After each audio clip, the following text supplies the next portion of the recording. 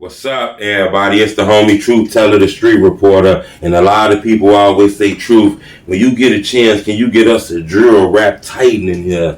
Today, I think I was lucky enough to get that opportunity. Now, for the people who blind and something wrong with you, because something got to be wrong with you, you don't know what's going on.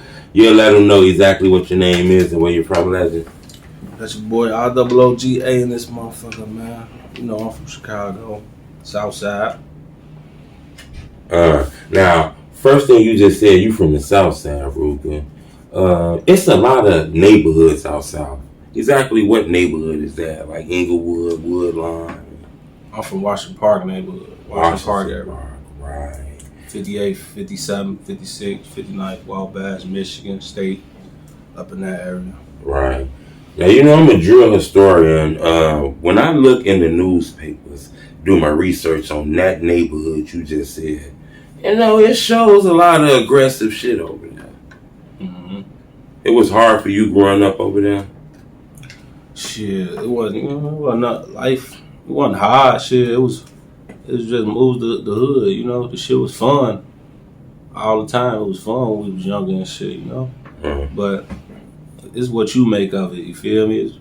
That shit was. It was. I had hard times. Everybody had hard times. You feel me? But yeah, it was tough shit. We had times.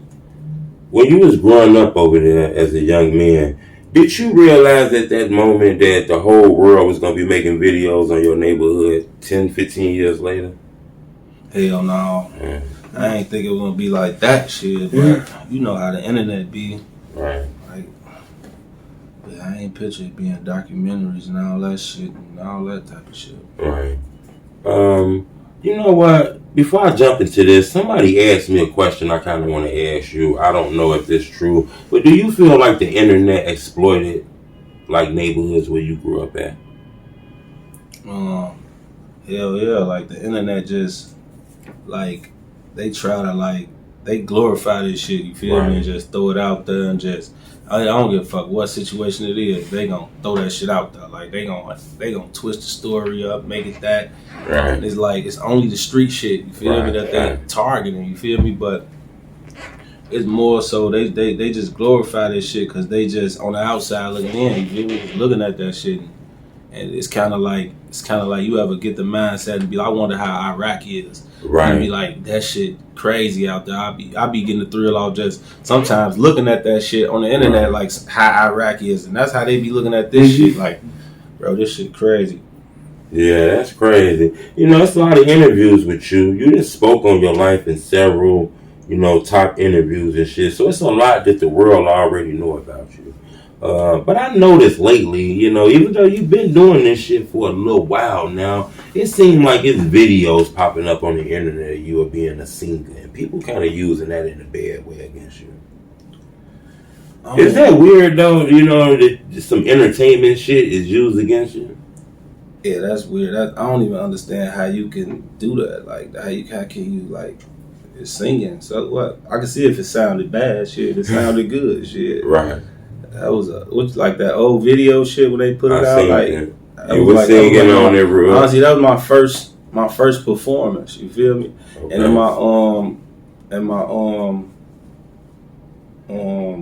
with the one with Chella and Bo Deal. Right. In that interview, I stated it. I said I rapped and I sing. You feel me? They asked me what made me do that. I said my OG bought me a back in like 05, she bought me a Lil Wayne CD, a Trey Songz CD. You feel me? I used to rock them bitches. I used to play them bitches. So, hell yeah, I love doing that shit. Females love singing shit. Mama might like it. You never know. But at the end of the day, you can't expose talent, bro. You just exposing that a motherfucker really got talent. You really just, shit, how you gonna, Drake do it? Right. Why the fuck I can't? You feel me? Like, you got niggas, it's like, that's the streets, you feel me? They try to keep you in this box. Right, like you can't. You can't just do none of this type of shit. If you do this, that's what the streets do. That's what it's made for, to keep you in that fucking box and keep your brain small to that type of shit. Right. Rooga, you know it's a lot of rappers that rap on the south side of Chicago. Do you ever sit back and wonder, like, damn, your music popped off out of all these guys? You know what's crazy? I used to, before I even got on, you feel me, before I got to where I'm at, I told myself, bro, I always had it like 2008, around that time. Before I even started recording and shit, I always used to be freestyling and shit. Right. Like playing and shit. But me and my homies, but they used to be, you raw as hell, boy. Like, I was a Lil Wayne head back then, so I was on some Lil Wayne type rapping ass shit. Right. But I always used to be raw with that shit, and I used to see it myself. You feel me? I used to be like, damn, this shit raw. I could do this shit. Like, I'm gonna make it one day.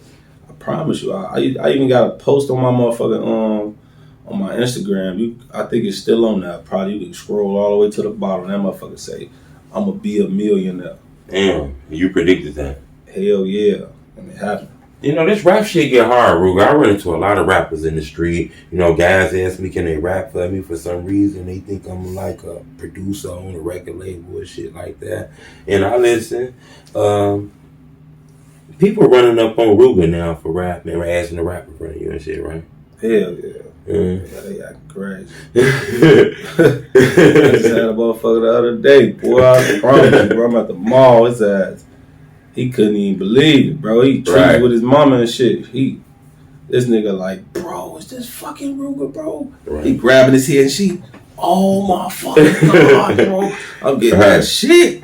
That was love, though. I be appreciating that type of shit, though. Right. And the reason I asked you that, you know, is that motivation, you know, inspiration? But can't that turn also, you know, he trying to stunt and shit like that, you know? Ain't that like a slopey line?